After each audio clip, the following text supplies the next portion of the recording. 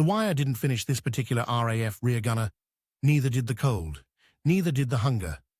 What nearly ended him was something that never had a name.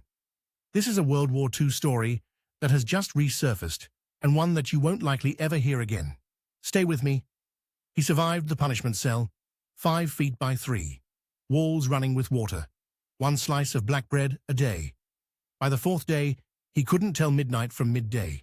He survived rations cut to a sliver half the thickness of a cigar, split 4 ways, bulked out with sawdust and straw. You'd assume the horror was the beatings, the men killed on the wire. It wasn't. It was the formlessness. Nothing happened at any particular rate. Days lost their edges. The war moved on out there, and he slowly stopped feeling attached to it. Then came the march. 2,000 men. Some days 5 kilometers, some days nothing. Moving and going nowhere. That was the real enemy, not the cold, the quiet erasure of a man who was still, technically, alive. The thing that came closest to killing him left no mark at all. And that is the part nobody thinks to warn you about.